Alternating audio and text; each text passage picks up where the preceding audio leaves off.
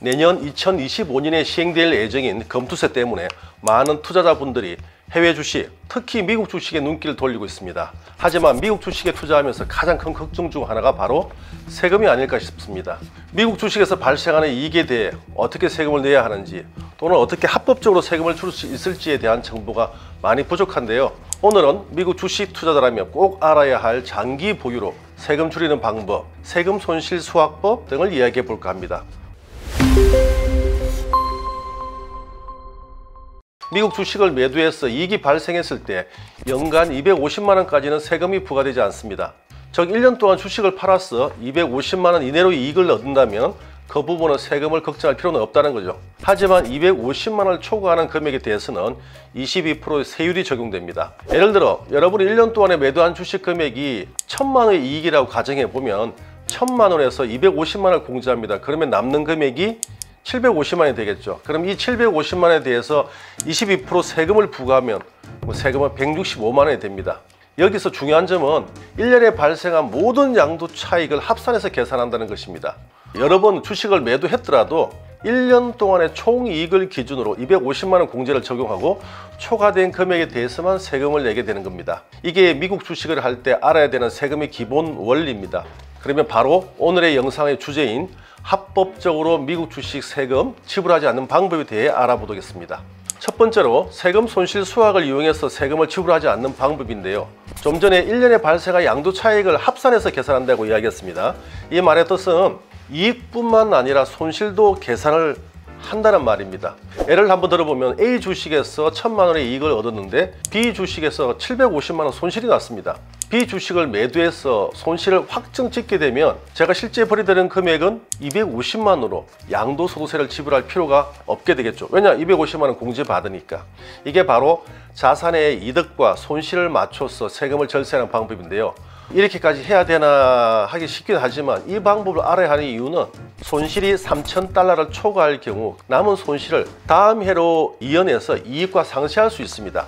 우리가 주식을 하게 되면 맨날 이득만 벌면 좋겠지만 손실도 있을 수 있습니다. 근데 이 손실을 적절히 힘들더라도 관리하지 않으면 몇 년간 세금 절감하는데 유리하게 사용할 수 없게 됩니다.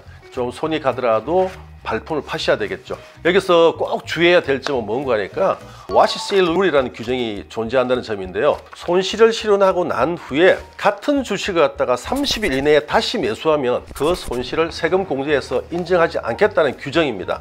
2023년 전에는 이 규정이 없어서 세금 절세 목적으로 손실 금액을 매도하고 바로 재투자를 하는 거죠.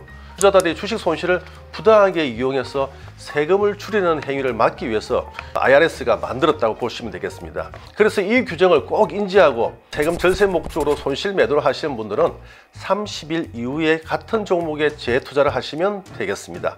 그럼 이번에는 정예를 통한 공제에 대해서 한번 알아보겠습니다.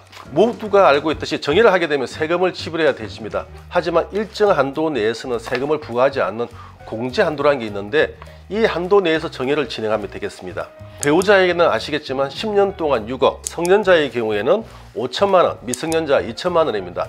이 공제 방법을 이용해서 제가 A 회사에 주식을 투자해 갖고 10억을 이익을 냈다고 가정해 보겠습니다. 배우자 정예가 아까 6억이라고 말씀드렸죠. 6억 주식을 갖다 배우자에게 주식으로 정예를 합니다.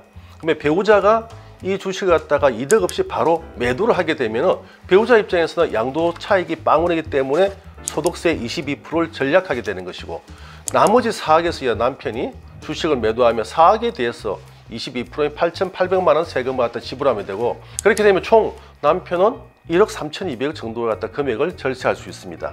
미국의 영주권자나 시민권자의 경우에는 좀 더 늘어나겠죠. 시민권자의 배우자의 경우에는 정예세가 한도가 없습니다. 100억이든 1조든 1000조든 정예도 양도소득세 걱정할 필요가 없기 때문에 그렇게 활용하시면 되고, 또한 영주권자 배우자의 경우에도 18만 5천 달러까지 정예세 없이 정예할 수 있습니다.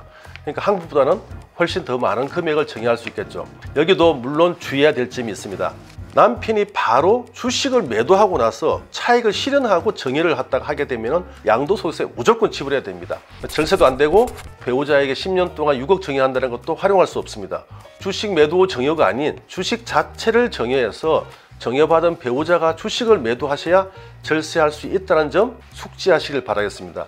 또 하나 아셔야 될 거는 이제 올해 세법 개정안에 들어가 있는데 배우자 이월 공제라 해 그래가지고 부동산에 관련돼서만 인정했는데 양도 후에 1년 안에 주식을 매도할 경우에는 최초 정여자 배우자가 취득한 주식 가격으로 한다는 겁니다. 아직은 세법 개정 아닙니다. 내년부터 시행되면 많은 분들이 힘드시겠죠. 미국도 비슷한 내용의 규정이 있었잖아요. 그래서 한국도 도입하는 것 같습니다. 지금 이제 검투세가 도입되면 세금 걱정을 많이 하시게 되는데 미국 주식, 지금 해외 주식 하시는 분들은 제도들을 또 활용해서 좋은 결과 있기를 바라겠습니다. 지금까지 셀러리민의 앤디였습니다. 감사합니다.